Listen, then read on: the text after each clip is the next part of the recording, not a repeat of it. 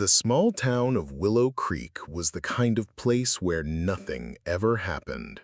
Nestled deep in the woods, surrounded by towering pines and the occasional deer, it was a quiet, sleepy community where everyone knew everyone. But that all changed one summer night when the stars seemed to burn brighter than ever before. It started with a strange hum. It was a warm July evening, and the Johnson family was settling in for the night. Sarah Johnson, a single mother of two, had just tucked her children, Emily, 8, and Noah, 6, into bed. The kids had spent the day playing in the woods, their laughter echoing through the trees. Now the house was quiet, save for the faint chirping of crickets outside. As Sarah washed the last of the dinner dishes, she heard it, a low, vibrating hum that seemed to come from everywhere and nowhere at once. She paused, her hands submerged in soapy water, and tilted her head to listen. The sound was faint but persistent, like the distant drone of machinery. She shook it off, assuming it was just the wind or some far-off generator. But as she climbed into bed later that night, the hum grew louder. It wasn't just a sound, it was a feeling, a vibration that seemed to settle deep in her chest. She lay awake for hours, staring at the ceiling, her unease growing. The hum seemed to pulse in rhythm with her heartbeat, and just as she was about to get up and investigate, it stopped. The silence that followed was almost more unsettling. At 2:13 a.m., Emily woke up. She wasn't sure why at first, but then she saw it. A strange bluish light filtering through her bedroom window. It wasn't like the moonlight she was used to. This light pulsed, growing brighter and dimmer in a steady rhythm. Curious, she climbed out of bed and tiptoed to the window. What she saw made her heart race.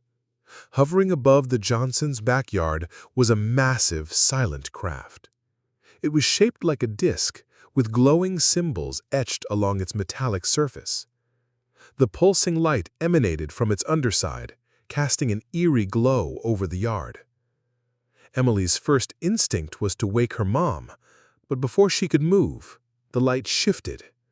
It wasn't just illuminating the yard anymore. It was moving, searching. When the beam of light landed on her window, Emily froze. She felt a strange pull, like something was tugging at her from the inside. Her feet lifted off the ground, and she floated toward the window, her small hands reaching out as if in a trance. The last thing she remembered was the light enveloping her, warm and cold at the same time. And then everything went black. Sarah woke up to an empty house. At first, she thought the kids had woken up early and gone outside to play. But when she checked their rooms, their beds were empty, the sheets cold. Panic set in as she searched the house, calling their names. "Emily! Noah! Where are you?" The back door was wide open, swinging gently in the morning breeze. Sarah's heart pounded as she stepped outside. The grass in the backyard was flattened in a perfect circle, as if something massive had landed there. She noticed strange, charred symbols burned into the ground, symbols that looked eerily similar to the ones Emily had seen on the craft. She wasn't the only one. As Sarah ran through the neighborhood, she discovered that other families were missing their children too. The Petersons twins, the Ramirez boy, the little girl from the corner house, all gone. The only clue was the strange circles in their yards and the faint hum that still lingered in the air. The town was in chaos. Parents gathered in the streets, shouting and crying, demanding answers. but no one had any. By noon, the entire town was in an uproar. Parents were frantically searching the woods, calling the police and forming search parties. Sheriff Tom Grayson, a grizzled man in his late 50s, tried to maintain order, but even he looked shaken. "This isn't the first time," he admitted to Sarah when she confronted him. "Something like this happened 30 years ago. Kids went missing, just like this. No trace, no explanation. And then they came back." Sarah's eyes widened. "They came back? What happened to them?" The sheriff hesitated. "They weren't the same. They didn't remember anything, but they changed. They were quieter, distant.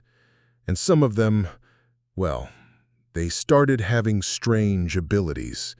"What kind of abilities?" Sarah demanded. "Things you wouldn't believe," the sheriff said grimly. "But that's not the point. The point is we don't have much time. If it's the same thing, they'll bring the kids back, but we need to be ready." That night, the hum returned, louder than ever. The townspeople gathered in the center of Willow Creek, clutching flashlights and makeshift weapons. They didn't know what they were up against, but they were determined to protect their children. At exactly 3 a.m., the lights appeared in the sky. Dozens of glowing crafts descended, their pulsing beams scanning the ground. The townspeople watched in awe and terror as the crafts hovered silently above them. And then, one by one, the children appeared. They were lowered gently to the ground in beams of light, their eyes closed as if in a deep sleep. Sarah ran to Emily and Noah, tears streaming down her face as she hugged them tightly. But something was wrong. The children's eyes fluttered open, and for a moment they looked different. Their pupils were slitted, like a cat's, and their skins seemed to shimmer faintly in the moonlight. Then, just as quickly, they returned to normal. The crafts disappeared as suddenly as they had come, leaving the town in stunned silence. In the days that followed, the children seemed fine, at least on the surface. They didn't remember anything about their disappearance, and the strange marks on their skin faded. But Sarah couldn't shake the feeling that something was off. Emily, who had always been afraid of the dark, now seemed drawn to it. She would sit by the window at night, staring up at the stars with an intensity that unnerved Sarah. Noah, who had struggled with reading, suddenly began reciting entire books from memory. And then there were the dreams. Both children began having vivid nightmares about strange worlds, glowing symbols, and shadowy figures. They would wake up screaming, their voices echoing through the house. One night, Sarah found Emily sitting by the window again, her eyes fixed on the sky. "Mom," Emily said softly, "they're coming back." Sarah's blood ran cold. "Who's coming back, sweetie?" "The night harvesters," Emily whispered. "They said we're special. They said they'll come for us again when it's time." Sarah pulled her daughter close, her mind racing. She didn't know what the future held, but one thing was certain: Willow Creek would never be the same.